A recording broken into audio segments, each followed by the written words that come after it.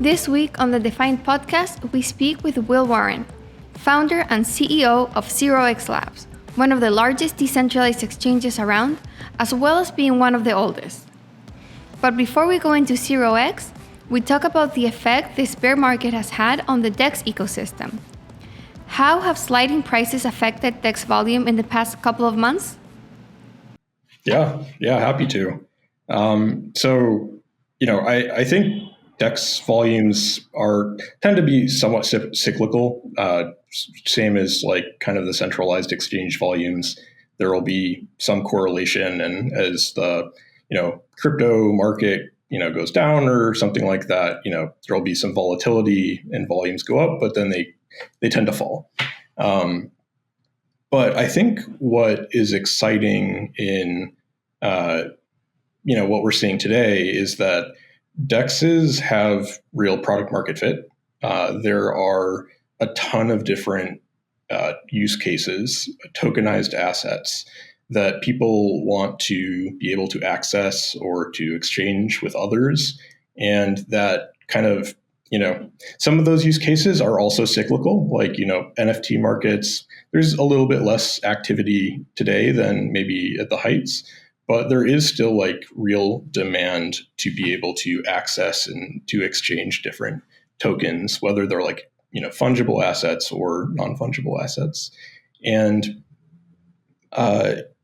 it's pretty amazing that we're even at the current level of DEX volumes that we're seeing today. If we think about, 2017, we launched the first version of 0x protocol in August of 2017. And back then, it was exciting for us if there was like $100,000 of trading volume in the entire day. Like I remember we had I think a lot of startups or, projects will do something where like they have a dashboard on the wall and every time something happens, it'll make a noise. We were thinking about doing that for 0x protocol back in the day. Every time like a trade trickles in, it would like make a noise and everyone on the team would be excited about it. And then if you look at like where we're at today, it's insane. Like the number of users, the number of trades that are going through DEXs just generally is very encouraging, I would say, and exciting. I totally agree. I think the fact that we're seeing kind of real scale in DEXs is super exciting. And I do remember those days in like 2017 through, early 2020 where DEXs were just like a tiny drop in the bucket of total crypto trading volume. But that percentage has risen to a significant amount, like a decent chunk. There are stats that show DEX versus centralized exchange volume at around 15%.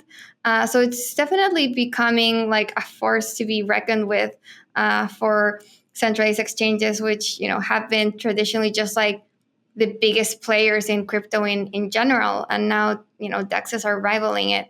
And just to give context, I have this Dune analytics dashboard up, and it shows that in June DEX volume was at a bit under 80 billion total, counting all DEXs, and that compares to just over 120 billion in like December, January. So it's taken a hit from the height of the market, but it's more than $100,000 per day.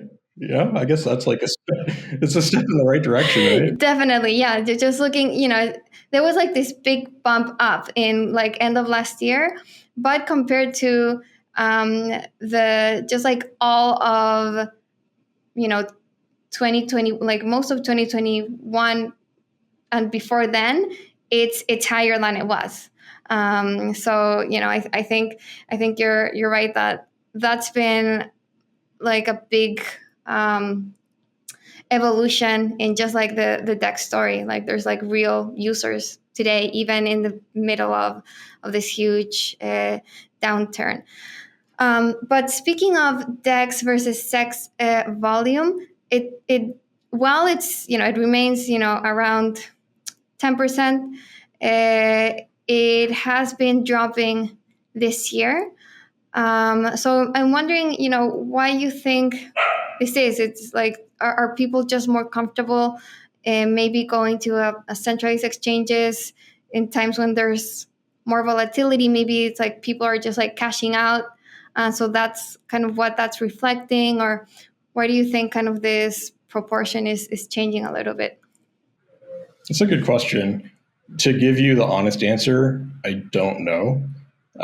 But to take a stab at guessing what might be causing it, I think that a lot of the I guess like yield farming activities that were going on over the last year and a half, I don't really remember, but all of that subsidy and all of that kind of all of those tokens that were kind of funneling into the market, I think created a very kind of like really kind of inflated the amount of economic activity happening on chain.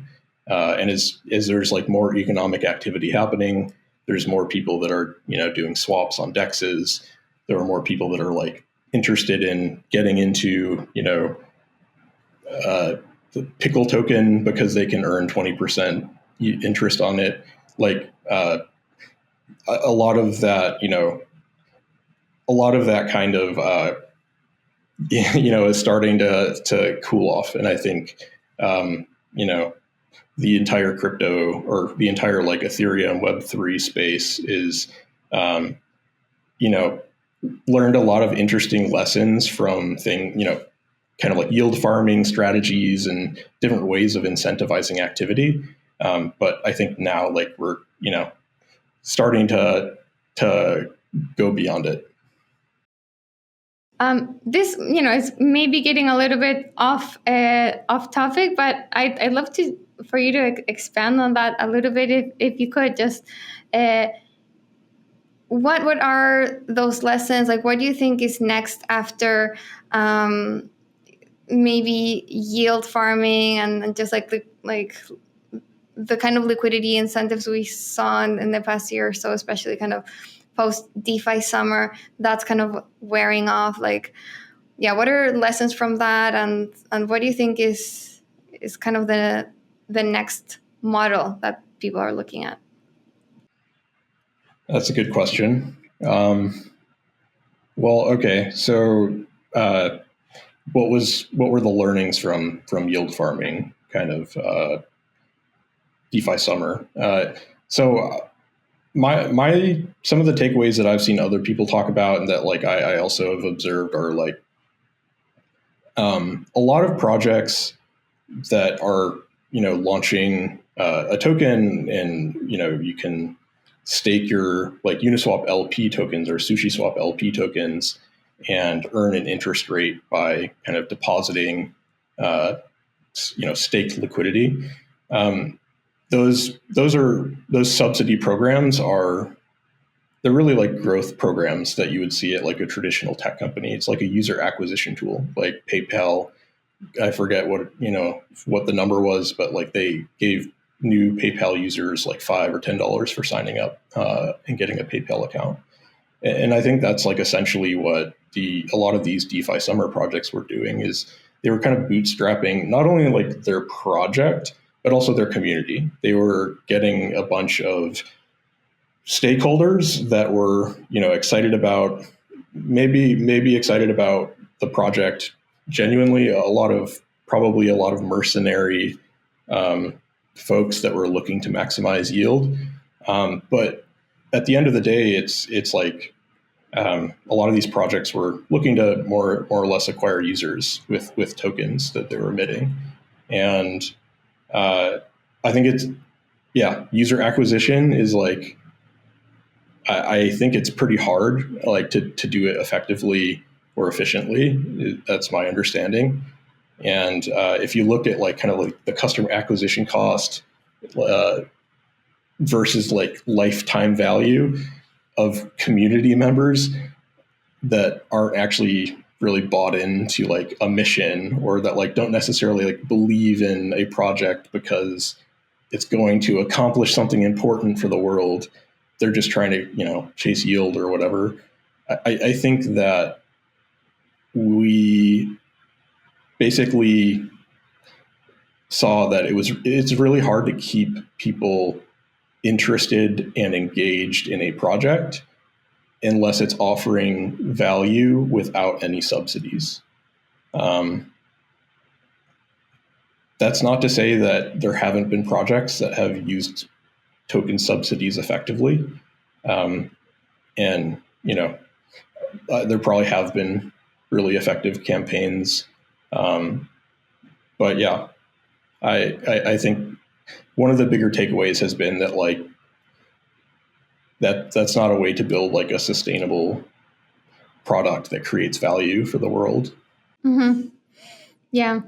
And so if that's kind of been a lesson from this past cycle, and the just decreased amount of activity that results from less interest in these programs and fewer projects actually implementing these kinds of incentives, where do you think the next kind of wave of activity and liquidity for DEXs, where do you think that will come from?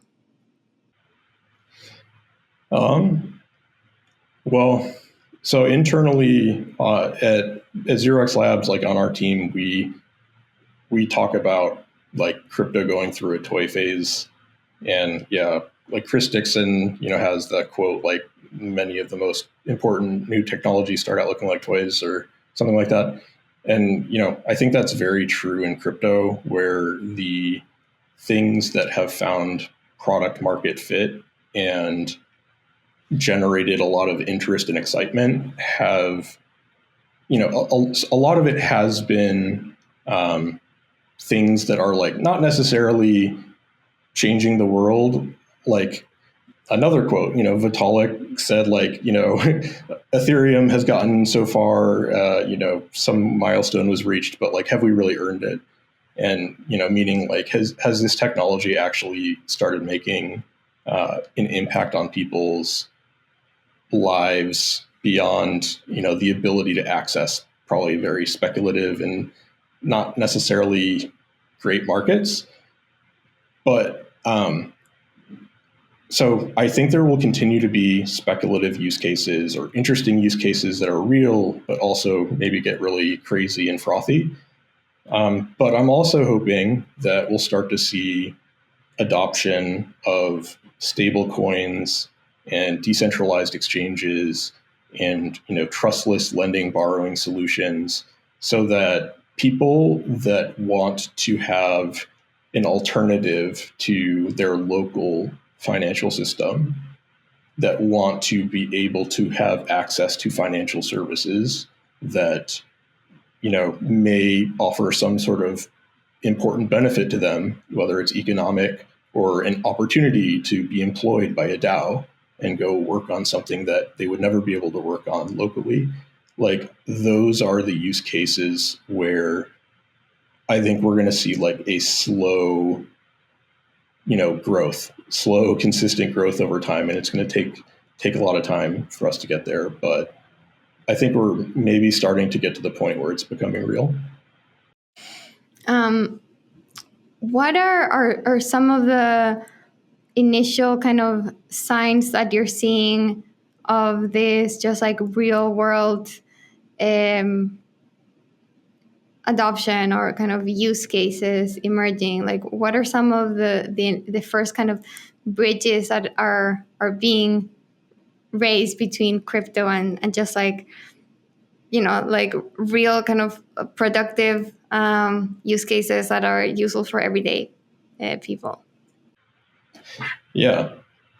So they are there. There's actually a number, and I'm definitely going to like forget a really good example, and people will be like, why didn't you mention that? And I'll be like, oh yeah, I should have mentioned that. I think one is the ability to just earn interest on like a lending borrowing protocol like Compound or Aave. And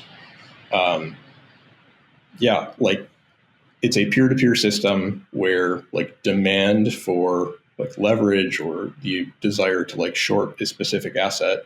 I think in a lot of cases, the borrowers are people that are looking to like take some sort of financial position, and they're paying interest to, this latent capital that, we know it's there. We know it's solvent. It's all viewable on chain. We know exactly how the protocol works. We know exactly what's going to like trigger a liquidation.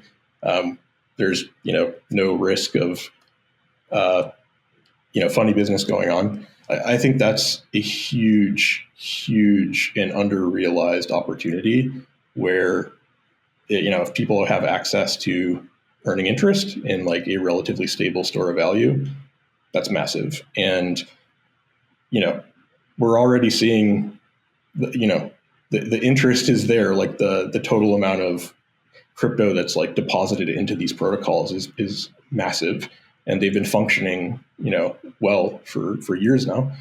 So I think that's like one use case.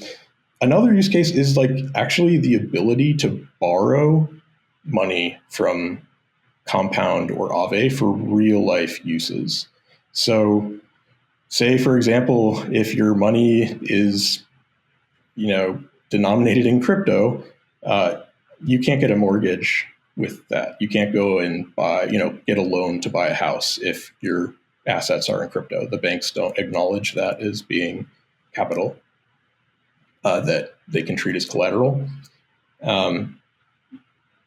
You can go and deposit your crypto into Compound. You can borrow USDC if you're in the United States, at least, and you can go and use that, convert that to dollars, and you now have a mortgage through the blockchain. And theoretically, we should be able to convert USDC to like every local currency, so people can do this all over. I wanted to let you know about A16C's new podcast called Web3 with A16C. We're excited to recommend what is sure to become one of the best podcasts for understanding and going deeper on crypto and Web3. It's hosted by Sonal Chokshi, former showrunner and longtime host of the A16C podcast, along with frequent guest appearances and hosting by Chris Dixon. This new show is really about building the next generation of the internet. You can listen to Web3 with A16C today on Apple Podcast, Spotify, or wherever you get your podcast. Be sure to follow it now. As we go deeper into DEXs, what has been the progress within the sector? We've seen some massive developments such as concentrated liquidity with Uniswap v3. But how does it work in practice? And what are Will's thoughts on some of the more under-the-radar innovations? Yeah, absolutely. There's a lot going on in the DEX space. It's a very active space with a lot of innovation and a lot of competition. So I think, going back to Uniswap v1 when it launched, I don't know if it was like 2019 or maybe that was like when it really started to get a lot of traction, but Uniswap definitely changed the DEX space. Like it brought in a massive flood of users, and suddenly the space, DEXs were just way more useful and being, adopted by many different projects, thousands of different liquidity pools being created. And that was massive for the space. There have been a variety of different automated market maker solutions. As you mentioned, like Curve came in and, made stablecoin to stablecoin swaps like really capital efficient compared to this like constant product Uniswap approach. And then Uniswap created this kind of hybrid automated market maker / order book approach with concentrated liquidity. And, this massively increased the capital efficiency and the amount of liquidity available for, just markets, some of the more liquid markets especially.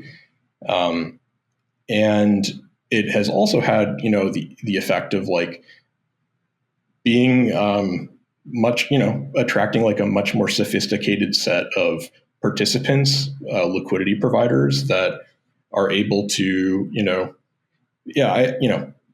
frankly, you have to be pretty sophisticated, I think, to be a market maker on like concentrated liquidity system, unless you have like a really wide range.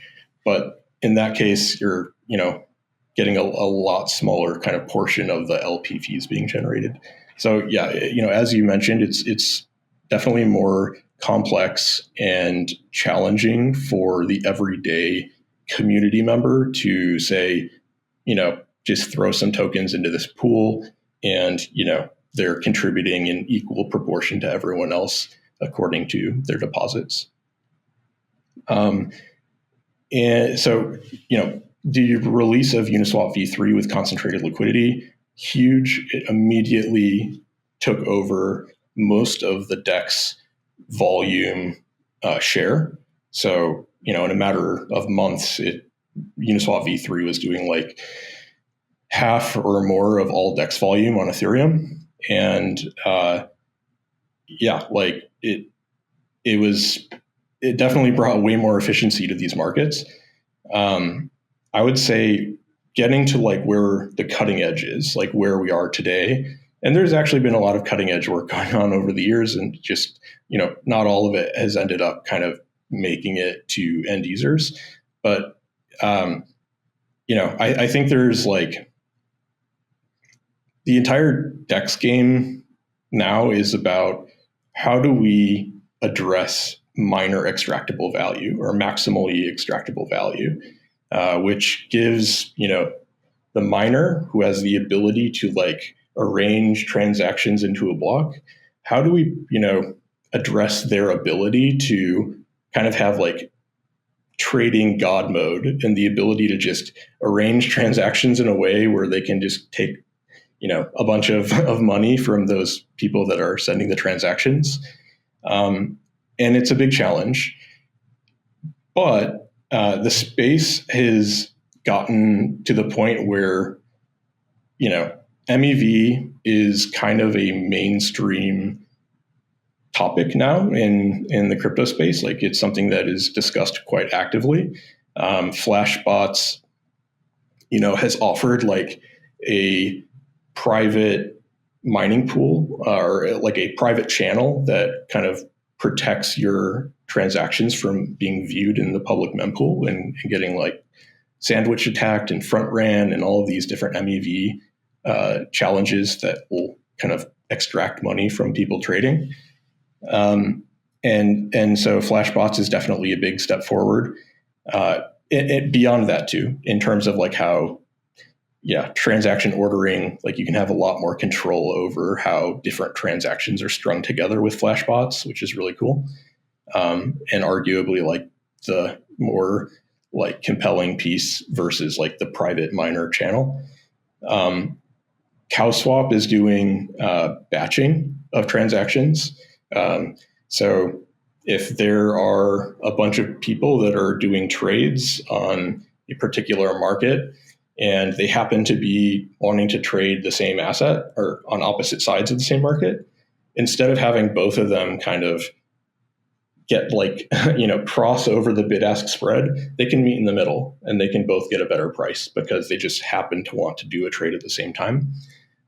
Batching, frequent batch auctions, that's kind of the technical term for this form of trade execution, is like a really compelling approach. The challenge is that you have to have enough people, like a high frequency of people, submitting trades in the same period of time for you to really get the benefit of price improvement.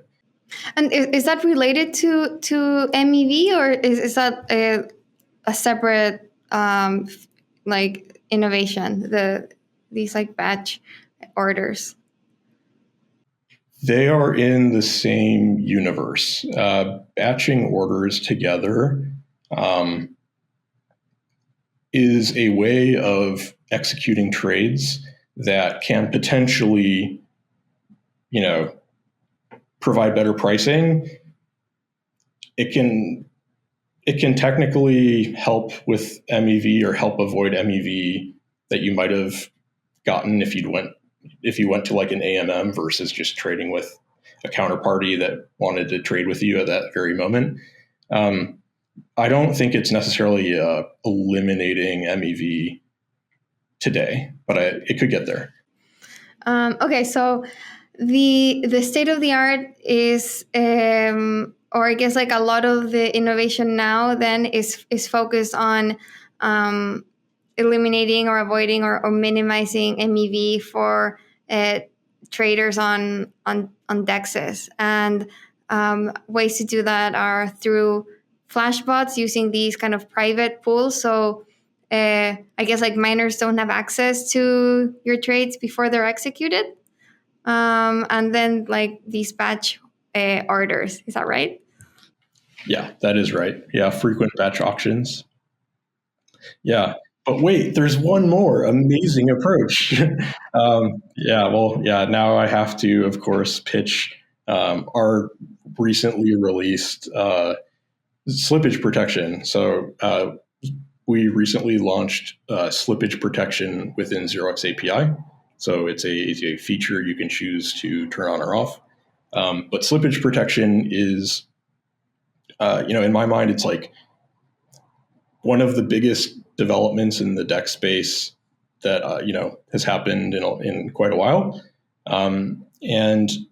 Basically, our team was curious to understand, how does MEV impact the prices that 0x API users are getting, or any DEX user. How much is slippage reducing kind of the price they're getting from what they were told they were going to get in the user interface. I guess to be more specific, there's kind of when you go to a DEX and you go onto the website, it shows you a price. That's like the quoted price. It's the sticker price that was advertised to you. Oftentimes that price is really just based on a snapshot of the most recently mined block. And it doesn't really tell you what price you're going to end up getting when your transaction is mined into the next block. That price can be very different. Usually it'll be like distributed around the price that was shown to you. And so what we did is we studied this. We captured data on like 700,000 trades that went through 0x API and went through automated market makers that, due to their price curve design, you can induce slippage. You can get a different price than you saw in the user interface. And what we found was like pretty shocking. We didn't go into this necessarily having like any assumptions of what would come out.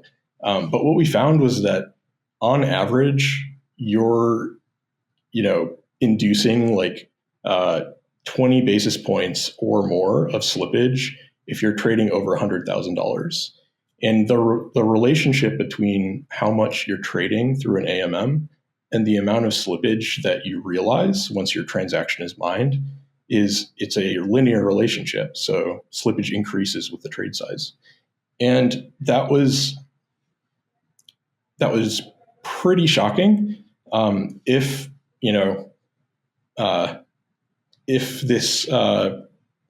there were no kind of malicious MEV bots extracting money from trades, slippage should average at zero. There should sometimes be negative slippage, sometimes positive. It should be like a normal distribution. But instead, what we saw are that like MEV bots are just attacking these trades. They're just extracting every penny that they can and pushing it to the very limit of what price is acceptable. And users are just, getting millions of dollars per month are being taken from them.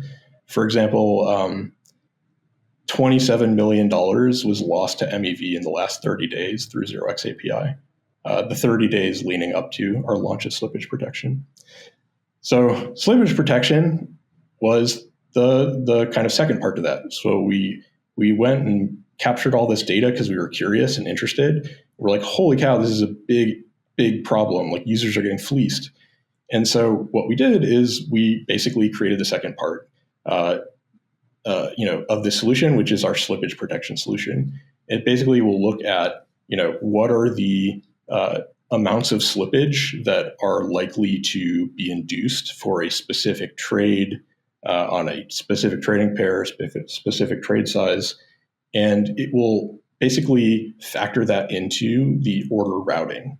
So when it's, when 0x API is choosing to route you to liquidity source A or B, instead of routing based on like the quoted price that you see in the UI, it will route to get you the best executed price, which is what you see on the blockchain. So I know that was like a really long explanation and quite a lot to unpack, but I'm really proud of the team. I think it was like a really awesome achievement, and all the 0x API integrators and their users are benefiting. So yeah.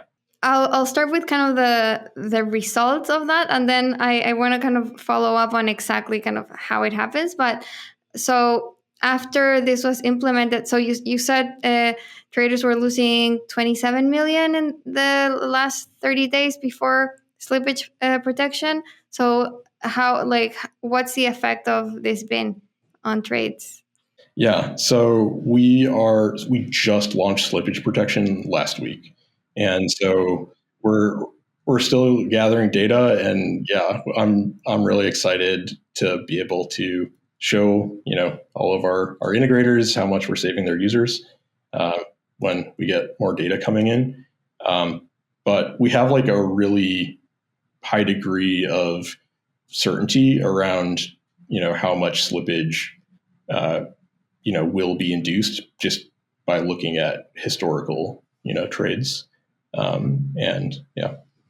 Can you explain again exactly how this happens? How you're able to save users money? So you said it's about kind of the difference between the kind of the sticker price of the trade and the actual kind of execution price on the blockchain. But can you explain that a little more? Didn't really get it. Oh yeah, no worries. It's pretty hard, kind of hard to explain too, and I'll do my best. I think okay, yeah. So when you go to a decentralized exchange interface, say like your favorite one, like matcha.xyz, sorry, I had to plug it. What you would have seen prior to using slippage protection is you would see, a price in the user interface, and usually a user would say, okay, I'm getting this price, that looks good to me. Let's move forward with the transaction. They sign that transaction with their private key, and then that transaction is transmitted to the blockchain, to the peer-to-peer network to be, eventually mined into a block. What happens with AMMs and slippage in particular is that the price that you saw in the user interface before you shipped it off to the blockchain, that's the price that was present at the end of the last block that was mined. So we're looking at the last block that was mined. We're like, okay, this is the price that was on Uniswap at the very end of the last block. That's the price that we're showing users. That's how every single DEX works, every single DEX interface.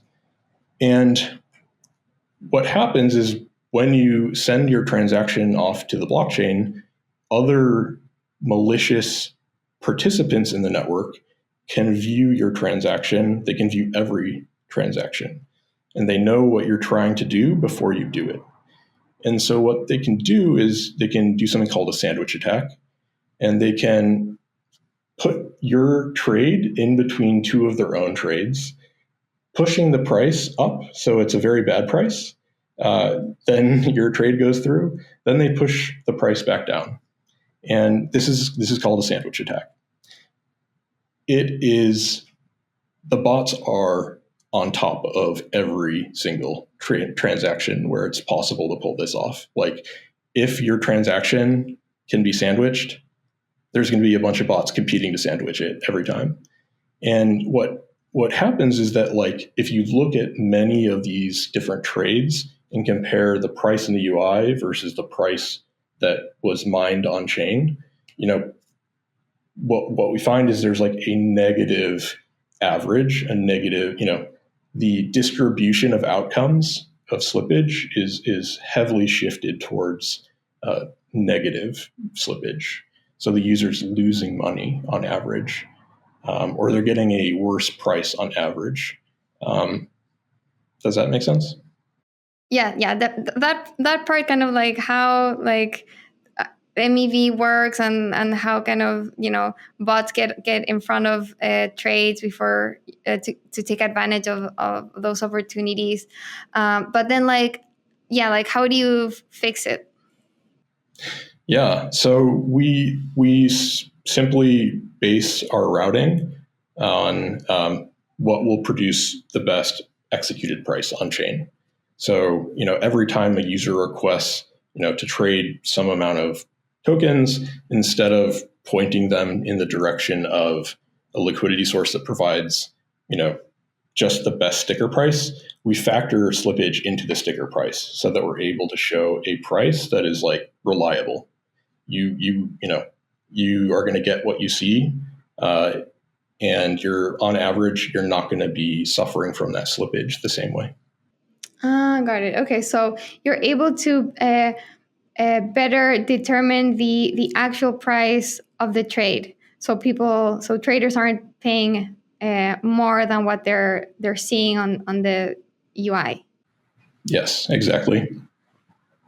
But does that mean that like are traders actually beating bots? Like are those sandwich attacks being avoided, or is it just like more transparent? Like do you just like understand kind of what the final price will be for the trade? Yeah, good question. So it's kind of both. When 0x API's routing is evaluating two routes, instead of comparing the quoted prices for each of them, it will compare, what it expects the price will be inclusive of slippage, and it will route to the one that, provides the best executed price inclusive of that slippage. In some cases, what that means is like you'll go to a source that like doesn't have any slippage. It could be like an RFQ, or it could be like a limit order. In other cases, it might say, okay, if you route your entire trade to this liquidity pool, you'll incur way more slippage than if we split that up and put it between two different liquidity pools, because that way, on average, you'll induce less slippage. And so, it's always looking to maximize the outcome for the user that actually hits the blockchain. To swap crypto, a user has to choose among hundreds of DEXs on multiple networks, all offering different rates and fees. Do you want to avoid that hassle? Swap on 1inch, a DEX aggregator built to get you better rates than any single DEX. Enjoy unlimited liquidity across multiple networks and top-level security. Get 1inch on your phone now, or swap on 1inch.io. We've looked into the overarching DEX space. But what about 0x itself? 0x API is currently the 5th largest DEX by trading volume. Matcha, made by 0x, is the 2nd largest DEX aggregator. But 0x is structurally different to other DEXs, such as Uniswap. So how does it work? And what are some of the advantages and trade-offs? Yeah, definitely. Well, so this piece has gotten like a little bit more nuanced over the years. Like now today, our team is we're a proper kind of corporation, 0x Labs. And 0x Labs, is the original kind of creator and steward of 0x protocol, kind of in the same way that like Uniswap Labs is like the creator and steward of Uniswap protocol. 0x protocol is like a peer-to-peer exchange protocol. So with automated market makers, you're trading with a smart contract as your counterparty, Whereas with 0x protocol, there is an entity on each, there's a peer on each side of that trade. So you can go directly to your friend and email them this cryptographically signed order. They can go and complete a trade with you in a peer-to-peer manner. You can create like a peer-to-peer order book. You can do things like RFQ, where market makers are providing like customized quotes just in time. There are like many different ways to kind of propagate these protocol orders. But at the core of it, it's this message format for trading in a peer-to-peer way. And so my co-founder Amir and I started working on 0x protocol in October 2016. We released the white paper on our Ethereum in February 2017. We met our very first teammate through Reddit. He read our white paper on there and reached out to us and was like, "Hey, this would be really useful for my project." We're like, "You should come work for us and work with us." And now today we kind of view the DEX. We kind of view 3 layers to the DEX stack. There's like the application layer. So this is the consumer-facing piece. It could be like a dApp like Matcha, or like a wallet like MetaMask or Coinbase wallet. It could be, application layer, kind of the execution layer. This is where 0x API sits, where it's providing like liquidity aggregation from many different sources, like weaving it all together to achieve the best average price for the user. And now it has slippage protection. Then finally, the third layer that sits at the bottom is the trade settlement layer. So application, trade execution, trade settlement. And 0x protocol is the trade settlement layer that sits underneath the entire stack. 0x protocol is an open source project. It is DAO governed. It has a community treasury. Our vision for 0x, ever since 2017, has been that this should be public infrastructure that is governed and managed by a community of stakeholders. It feels like we're finally starting to see this model really become more viable. Like a lot of really great DAOs that are operating, pretty efficiently and autonomously. That's our vision for the protocol. It's a public good. It's open source. It's out there. We're one of the big stakeholders as 0x Labs, but we're also building our own products on top of the protocol as a way to generate revenue, but also drive growth and adoption.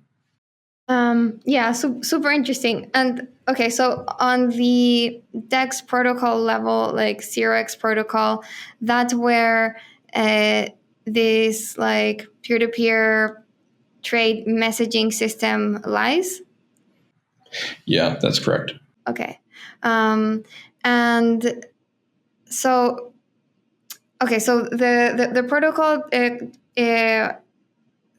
kind of works to connect traders peer-to-peer rather than using kind of this like function that automatically sets a price like traditional AMMs. Like, does it work more like an order book? Like there's like different traders waiting to agree on a price, and then kind of the protocol matches those traders. Is that kind of the difference? Good question. So the protocol is it's really a messaging format. So it's not specifying. So we call it off-chain orders with on-chain settlement. So it's this package of data that kind of specifies the details of a trade. What tokens are on either side, how many, how long is this order, going to remain something that you can go and fill. But how that message is passed from one party to another, or how it's stored and surfaced to the world, that is kind of out of scope for the protocol. It's really just focused on how do we support swapping arbitrary tokens in a way that is in a system that is like modular, upgradable, can support like future community standards, future types of cryptographic signing operations. And so it's really much more of like a upgradable system that accepts these messages. How those messages are generated and then kind of find their way to the counterparty is out of scope for the protocol. But the ways that people have built systems on top of this protocol are, there's kind of these formally peer-to-peer systems like SudoSwap, provided an interface where you could kind of manually enter in the details of a trade you wanted to do and click sign, and then you could like copy it and paste it to a friend over Slack. And then they could go and take that and fill that order on their end. There were also, especially like in the early days of 0x, there were a lot of relayers that would take all these cryptographically signed orders and arrange them in the form of an order book and display them to you in kind of a traditional order book looking user interface. And then there's like the RFQ systems where, if a user wants to complete a trade, a market maker is pinged at that very moment. They generate and cryptographically sign a 0x order, and it's shipped off to the user in 100 milliseconds. And it's all the same, the message passing semantics are flexible. And the protocol itself is really just around, trade settlement and supporting like an ever evolving set of community standards. That's so interesting. Okay, so the protocol is there to just gather like all these messages around trades, and then it's up to developers outside of 0x to take those messages and actually execute trades in whatever kind of way that they want. Yeah, exactly. And so I think one example that might resonate with a lot of folks is like OpenSea. So like OpenSea uses a very similar like DEX approach. So same idea, there's these off-chain orders that are cryptographically signed, and they sit in OpenSea's database, and it says I'll swap this NFT for this amount of token. And when a counterparty comes along and wants to purchase that NFT, they take that cryptographically signed message from OpenSea's database, and then they sign it as well and send it off to the blockchain for processing and settlement. Same idea with 0x protocol. Got it. And then is the 0x API a way to access those messages, or like what's the connection? Yeah, so 0x API is a complete like liquidity aggregation as a service solution. It's a hosted API endpoint for developers of apps and wallets. And what it does is it basically provides a way to support liquidity aggregated swaps in your wallet or in your app. And it sources liquidity from 0x protocol orders, whether they're limit orders or RFQ orders. It sources liquidity from 95 plus different liquidity sources across 7 different blockchains, soon to be 8 different blockchains. So like if you want to get an asset and you want to get it at the very best price, like 0x API is like the most comprehensive solution, or at least that we believe it is. So you'll always get like the best price available. Got it. Okay, so it's not just a way to access 0x protocol liquidity. It's a way to access all hopefully as much liquidity as possible. And then the final layer that you guys built, the app layer, as you mentioned, and that's where Matcha comes in. Is there a kind of another application that you've built, or is Matcha the kind of the main one? So Matcha is our main like consumer facing product. We've also built user interfaces for like 0x governance and like a 0x trade explorer, etc. But yeah, Matcha is like its own consumer product that is for opening up the world of tokens to everyone in the world. At least that's our goal. Nice. Okay, and then before we continue on 0x, I want to take a step back and just like have your story. Like why did you want to create 0x in the first place? Like, what was your goal with it? Yeah. So. I learned about Bitcoin on like Hacker News in like 2011, 2012. And a good friend of mine who knew my wife, who was my girlfriend at the time, they also became super interested in Bitcoin. They wrote like a paper on Bitcoin for university, like back before anyone really knew what it was. We both were just interested. We thought it was interesting technology. My wife Linda eventually, went on and joined Coinbase pretty early on. It just, seemed like Bitcoin was, really had potential to like have a broad impact globally at that point, and it had really advanced from like a hobby project to like something that could be really impactful. And so she joined Coinbase, and through her being at Coinbase, I was a grad student doing a PhD in structural engineering at UC San Diego. And I also spent like a year and a half at Los Alamos National Lab in New Mexico doing like physics research. And while I was doing that stuff, Linda was at Coinbase doing amazing things, learning about all these cool things happening in the crypto space. And through her being at Coinbase, I just, basically became much, much more interested in crypto. And when Ethereum came out, it felt like the most important invention since the internet. Like if you want to work on something that is going to have broad impact, Ethereum was like, in my mind, like one of the few opportunities that comes along in a decade or multiple decades to like have a really big impact. And so I dropped out of grad school and moved to San Francisco with Linda. She was nice and didn't charge me rent. So I could work on 0x, and I could, just focus on developing on Ethereum. I was initially developing a protocol for options tokens on Ethereum. The thinking being that crypto is too volatile for most use cases, and if there was a way to hedge against that volatility, then with options tokens, then that could make crypto more useful. I met my co-founder Amir in San Francisco, later in 2016.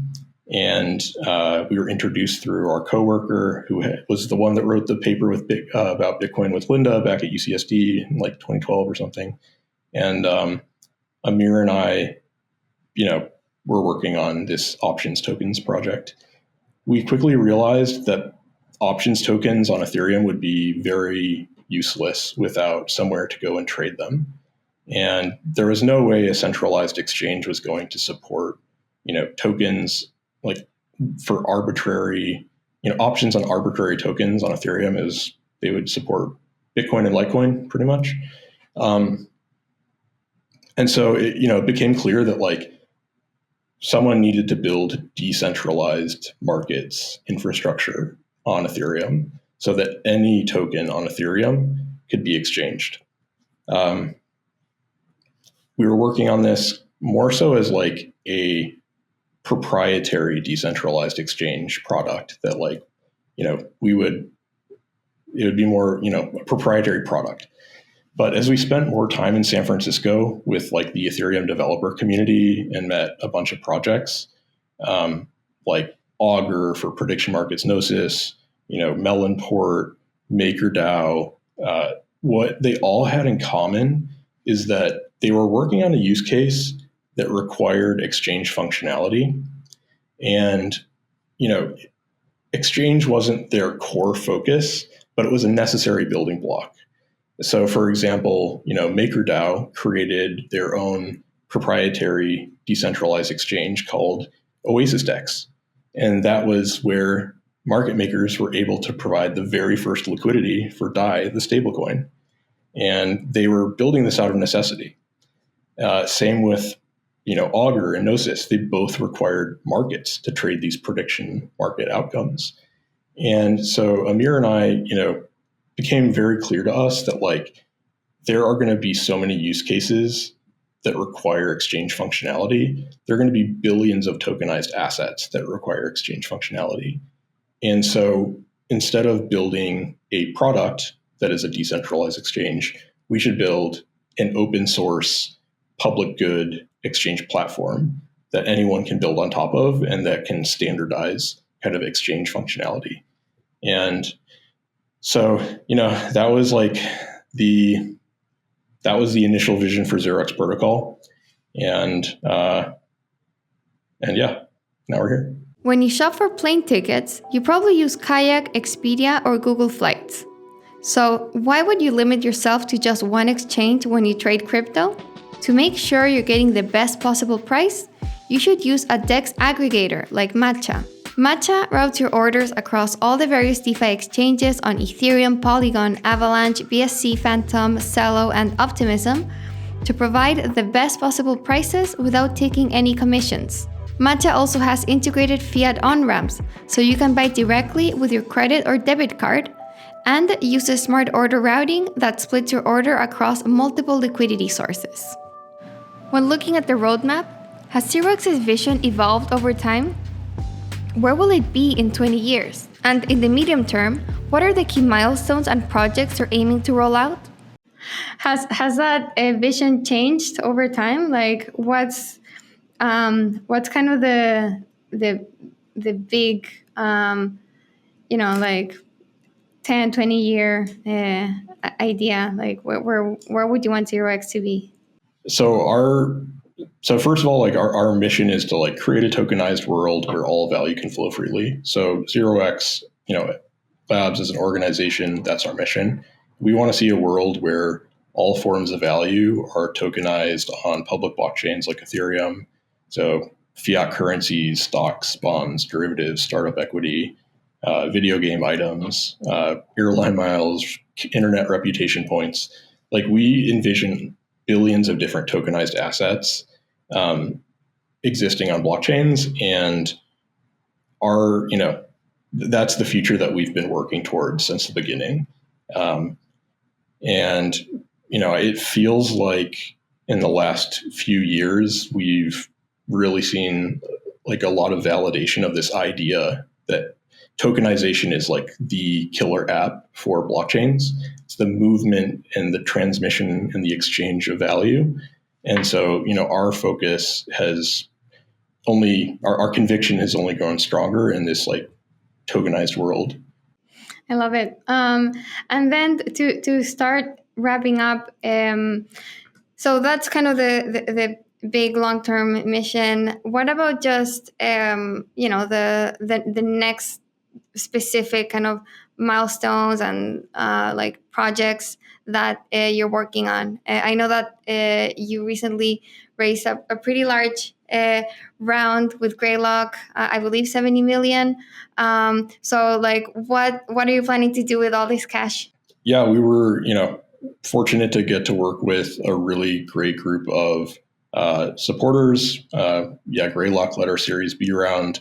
And the reason why we raised capital is because in order to achieve two things, so supporting this transition to like a multi-chain or cross-chain blockchain ecosystem, that requires an immense amount of building capacity. So at the beginning of 2021, it became clear to us that like, okay, the transition to multi-chain is happening now. Ethereum has gotten such strong product market fit. There's so much demand for block space on Ethereum that it's way too expensive and it's pricing out so many different use cases. All of these users are going to spill over into other networks like Polygon. Like at the time, Binance Smart Chain was like one of the biggest ones. And now there are many different layer ones and layer twos that, have significant adoption. And so, it became clear to us at the beginning of 2021, this transition is happening. And as an organization, we need to be really focused on supporting, what we think is going to be like a 10x or more expansion in the size of the ecosystem, through, new and more accessible and less expensive blockchains coming to market. And so, a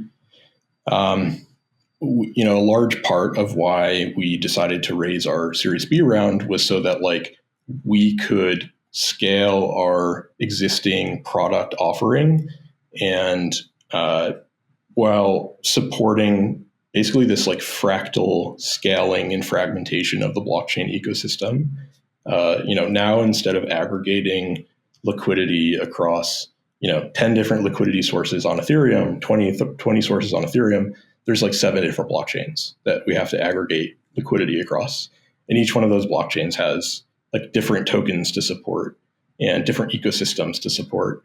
And so, for us, it was a matter of how do we support the growth of the entire ecosystem as effectively as possible. And that just requires more engineering and product and go-to-market resources. So how big is your team now, and how big do you want it to get to actually, be able to achieve all this? So right now we're around 65 people. And we've been around for almost 6 years now. And I'd say throughout that entire time, we've taken a pretty measured approach to growth and hiring, really only growing when, there was clearly a gap that needed to be filled. And I would say that we continue to be pretty measured in our hiring. That being said, we do have about 20 or 30 open roles. We're actively hiring. And so if you're interested in considering one of the roles we have open, check them out at zerox.org/jobs. And yeah, so we're 65-ish, and we're looking to grow by 20 or 30 roles in the next 6 to 8 months.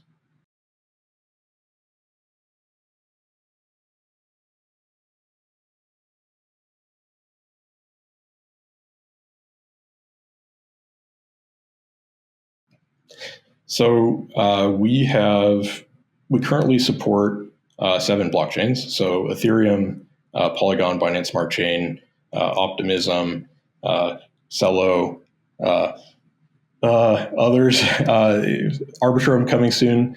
And yeah, I think the biggest one that, the most heavily requested blockchain that we don't support is Solana. And so big growing community on Solana, lots of, activity and excitement around the use cases that are being built on Solana. It is a completely different kind of tech stack from the one that we are using to scale across different EVM blockchains.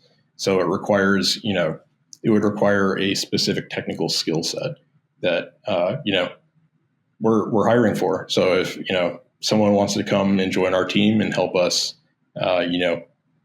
support the Solana ecosystem as well, submit send us a message and we can talk. It's pretty telling that the demand for Solana is such that projects are having to hire specifically to build out that capacity. Yeah, it is. I mean, there's a lot of demand for blockchains and block space, and Solana has done a pretty incredible job onboarding new users to the ecosystem. And yeah, I'm about to wrap up, but just curious on Solana, you keep hearing the main headlines besides kind of Solana phone and all this activity is also just the outages. How does that I don't know, are you worried about kind of just performance of the Solana blockchain? Yeah, that's a fair question. And I think that this probably goes beyond just outages. Also, like a lot of people in the crypto space are, have strong like opinions or philosophies on like the important properties of a blockchain, the security guarantees, the consensus mechanism. And, you know, for us as well, like we're true missionaries. We want to see decentralized finance and markets be available to everyone in the world and never, go down. And decentralization is important. At the same time, decentralized networks like Ethereum are so successful that they're too expensive to use. Like people are just willing to pay so much to use it. And in order to like support this massive wave of new adoption, people that are setting up self custody wallets for the first time, for us, it's all a win-win. Like these are all people that are going to be self-custodying their assets, that are going to be educated about blockchain technology, and they're going to experience some of the rough edges that come with brand new cutting-edge technology. So we're not dogmatic about which blockchains users decide to use. We're more so invested in getting them onboarded to the space, and they can kind of educate themselves and make their own decisions about which blockchains they want to use and why over time. When it comes to things like outages for a blockchain, like I do think those are significant. That has a significant impact on like user experience. And so people that are using Solana, and maybe there is like network congestion, well, now they're going to learn about network congestion, and how good is that? Like we're educating users about this technology that they're using. So in my mind, all of this technology is rapidly evolving, and it's pretty hard to like make a judgment call on technology today, because you never really know what it might end up looking like in 3 years. Yeah, totally. Okay, and then now to really wrap up, a final question. Will, how are you defiant? Okay, yeah, I think, one of the ways that I'm defiant, that our team is defiant, is that, we don't necessarily buy into the current way that the world does things. We want to hire people that have exposure from all different cultures and parts of the world. We want the very, best and most motivated and aligned people to come and spend time working with us. It doesn't matter, which college you went to. It doesn't matter what, your, we just want folks that are bought in and long-term aligned with our values. And so we have team members from all over the world, and it's, I, couldn't be better.